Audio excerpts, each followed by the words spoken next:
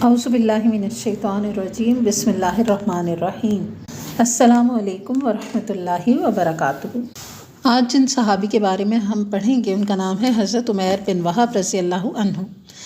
عمیر بن وہب خود تو میدان بدر سے جان بچا کر واپس لوٹ آئے، لیکن ان کے بیٹے کو مسلمانوں نے گرفتار کر لیا۔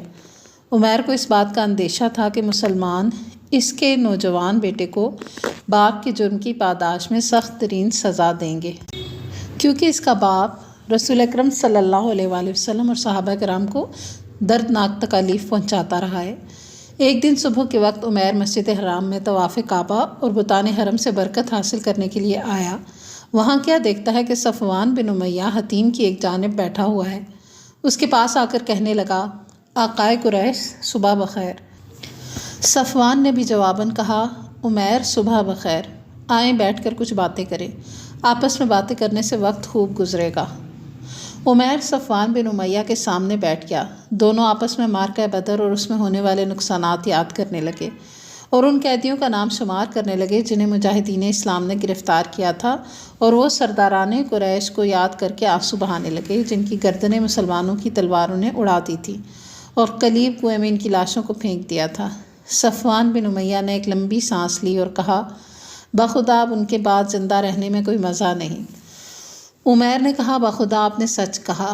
پھر تھوڑی دیر خاموش رہا، پھر کہنے لگا، رب کعبہ کی قسم، اگر میں مقروض اور عیالدار نہ ہوتا تو محمد صلی اللہ علیہ وآلہ وسلم کو ابھی جا کر قتل کر دیتا، نعوذ باللہ۔ پھر آہستہ سے کہنے لگا، میرا بیٹا چونکہ ان کے قبضے میں ہے، اس لیے میرا وہاں جانا چندہ شبہات پیدا نہیں کرے گا، کیونکہ قیدیوں کے ورثاء کی مدینہ منورہ میں آمد و رفت کا سلسلہ جاری ہے۔ صفوان بن امیہ نے عمیر بن وہب کی اس بات کو غنیمت سمجھا اور سوچا کہ یہ موقع ہاتھ سے نہ جانے دیا جائے۔ اس کی طرف ہمتاً متوجہ ہو کر کہنے لگا، عمیر تم آپ اس بات کی پرواہ نہ کرو، تیرا جتنا بھی قرض ہے میں خود ادا کروں گا۔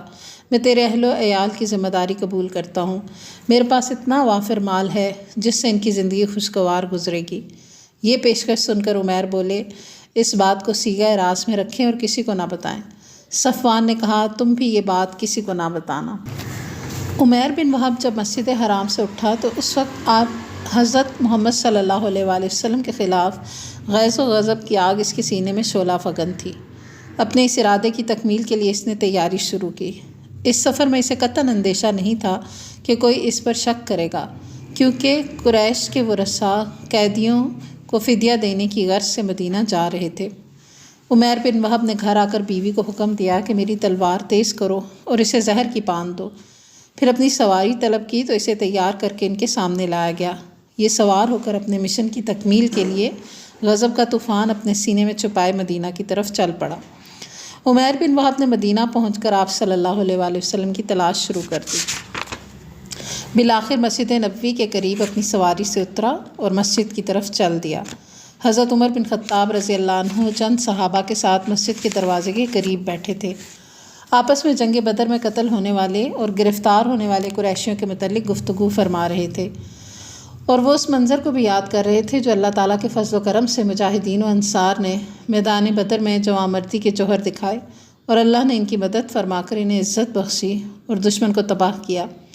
حضرت عمر نے عمیر بن وہب کو دیکھا کہ وہ اپنی سواری سے اتر کر گلے میں تلوار لٹکائے مسجد کی طرف آ رہا ہے۔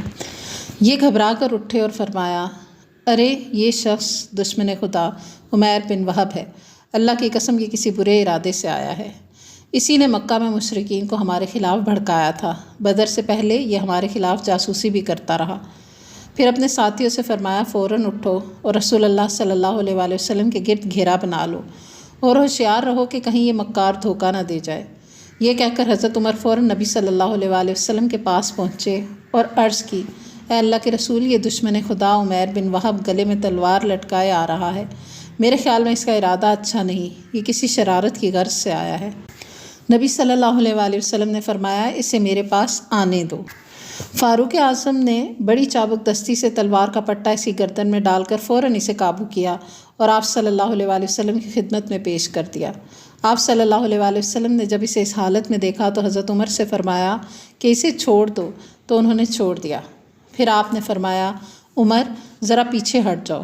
وہ تھوڑا سا پیچھے ہٹ گئے۔ پھر عمیر بن وہب کی طرف متوجہ ہو کر فرمایا عمیر قریب آ جاؤ۔ وہ قریب ہو گیا اور عرض کی صبح بخیر۔ یہ زمانہ جاہلیت میں عربوں کا سلام تھا۔ آپ صلی اللہ علیہ وآلہ وسلم نے فرمایا عمیر، اللہ تعالیٰ نے ہمیں تم سے بہتر سلام کا طریقہ بتا کر ہمیں عزت بخشی ہے۔ ہم السلام علیکم کہتے ہیں اور یہ اہل جنت کا سلام ہے۔ عمیر نے کہا آپ کا سلام ہمارے سلام سے کوئی زیادہ مختلف تو نہیں، لیکن آپ اپنے مشن میں نئے ہیں۔ آپ صلی اللہ علیہ وآلہ وسلم نے فرمایا عمیر کیسے آئے ہو؟ عرض کی میں اپنا قید چھڑانے آیا ہوں جو آپ کے قبضے میں ہے، برائے مہربانی سے چھوڑ کر مجھ پر احسان فرمائیں۔ آپ نے دریافت فرمایا تیری گردن میں یہ تلوار کیوں لٹک رہی ہے؟ اس نے عرض کیا اللہ تعالیٰ نے اس تلوار کا منہ ناکارہ کر دیا ہے۔ کیا آپ نے بدر کے دن ہمارے پاس کچھ رہنے بھی دیا ہے؟ آپ نے ارشاد فرمایا عمیر سچ بولو کیسے آئے ہو؟ اس نے عرض کی میں تو اسی غرض سے آیا ہوں جو پہلے آپ کی خدمت میں پیش کر چکا۔ آپ نے فرمایا تم اور صفوان بن امیہ حتیم کے پاس بیٹھے قلیب کنویں میں پھینکی گئی لاشوں کے متعلق باتیں کر رہے تھے۔